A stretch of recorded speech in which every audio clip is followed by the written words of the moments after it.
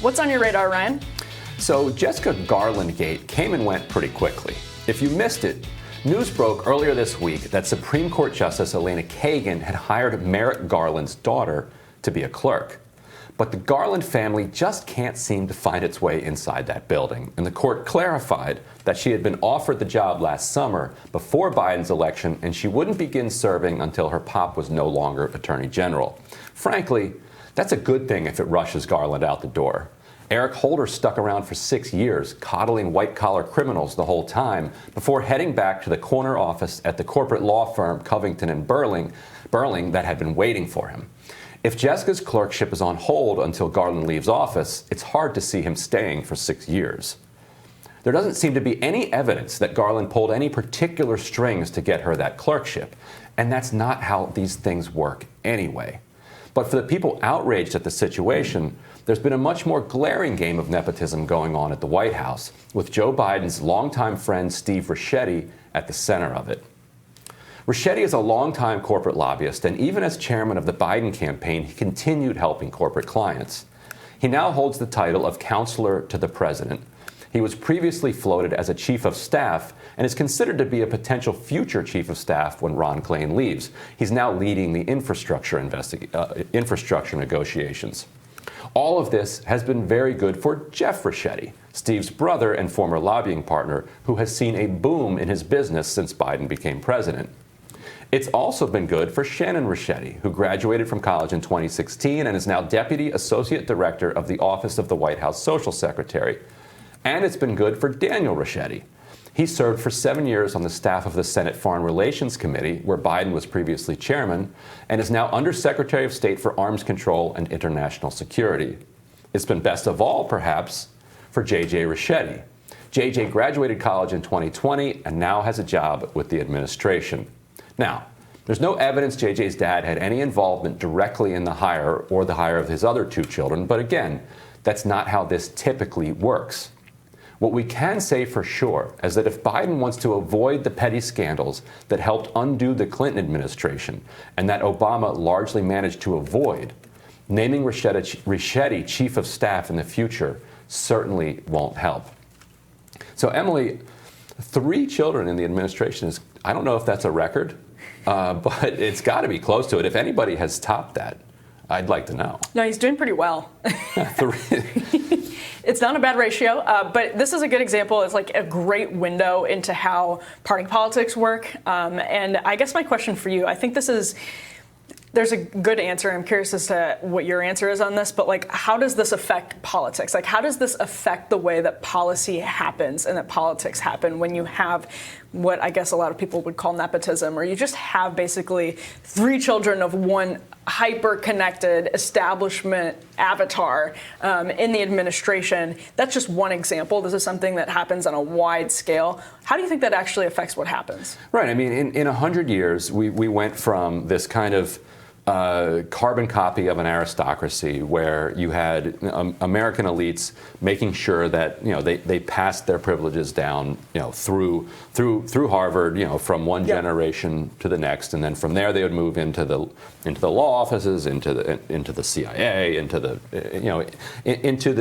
prestigious kind of commanding heights of the government and the economy. We then pretended that we were going to create a meritocracy, and so. The American spirit is imbued with that idea that everybody, if they pull hard enough at their own bootstraps, can compete against anybody else in this society. And the door did crack open a bit, and you did see a lot of people kind of pour in that otherwise would have been shut out by this kind of WASP aristocracy that we used to have. In a generation or two, that meritocracy has congealed back into what we used to have. Now the generations that are coming up behind their meritocratic parents are themselves meritocratic. I have no doubt that these Ricchetti kids are smart and they're well educated. That they're going to do probably just as good of a job as a lot of other people that they could have picked. But now you've narrowed the class of people down to who's eligible for these positions so narrowly that it really constrains the ability to kind of think more broadly, and it constrains the ability of anybody outside of that bubble to get in. And it's one thing to have it, constricted just to say the Ivy League. It's another to say that you also have to have Ricchetti as your last name. Yeah, no, it's because eventually you're going to run out of Ricchettis. I feel like they just like walk around with the last name on like their suit jacket, like a jersey. But the pipeline is such an important conversation to have because we have these like the power zips is a good example. If you actually study zip codes and you look at how people with particular education backgrounds and then particular socioeconomic status from those education backgrounds sort by zip codes, it's incredible. You can literally drill down into Chevy Chase, Maryland, and see who lives there. Right, and it's not because Merrick Garland called up Elena Kagan and was like, "Hey, I need you to give my daughter a clerkship." That we would be offended by. Yeah. Yet as long as we allow the system to just do it on its own, then we're mostly not offended by it, unless there's like a really egregious example where everyone's heard of Merrick Garland. Everyone knows he's the Attorney General, and you're like, wait a minute. So that's a case, and then it turns out that she's going to delay her clerkship for until he's not in office anymore. But it takes that level of it being in your face for the public to be like, well, wait a minute. Well, I was going to say, I mean, if they weren't in these roles, I doubt that maybe in some cases, and I'm sure it is true, that they take the positions of more qualified people with more diverse backgrounds in some cases. But in a lot of cases, they would just be replaced with other well-connected people from the same backgrounds. And that totally amplifies the voices of the people. This is like actually one of the root causes of legacy media corruption right now, is you have everybody coming from the exact same background. It happens in the political establishment as well. And so they think that they're the authorities on capital T truth. And they think that the amplification of their voices is what the country really needs. The country really needs more Richettis to bring about this sense of decency and civility and reason, capital R, and that completely shuts out alternative voices. It shuts out people who came from different backgrounds, and that's the kind of what we're talking about when we talk about the pipeline. But the effect of it is an amplification of one perspective, and sometimes those perspectives are heterodox, but more often than not, I mean, it's kind of like how the exceptions prove the rule, and more often than not, they're all in lockstep. That is happening more and more and more with our educational sorting system. People go to the same colleges, they come out and go to the same jobs, exactly as you were describing, and it creates a uniparty. Right, and so not only, as you said, do these jobs come at the expense of other people who could have taken those jobs, but the privilege and the wealth that funded the boarding school educations and the Ivy League educations along the way were often funded, by money that was earned also at the expense of working class people. Ricchetti, for instance, healthcare lobbyists. This is money that has been made making sure that drug prices stay higher, that insurance premiums stay higher, that fewer people have access to medical care and to affordable care. So over that generation, how many people?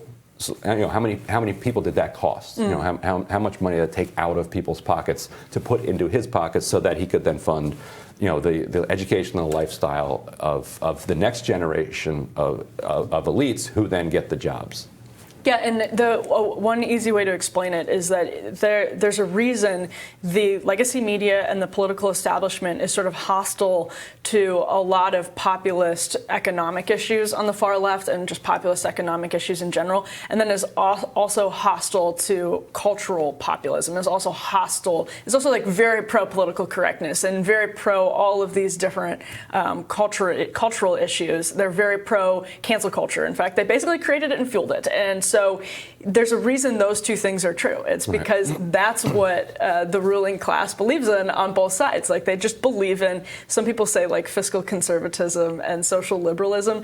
It's not bad. It's really just neoliberalism. That's what they believe in at the end of the day. And it sort of shakes out in the sense that they'll be anti sort of, I don't even know how you would describe it, like cultural progressivism, but not economic progressivism. And that's the one voice that has by far and away enjoy the most representation in Washington, and it's a self-perpetuating cycle. Yeah, and for him to have been able to find 3 positions for the Ricchetti kids at the same time that he's now reinforcing this marijuana rule, right.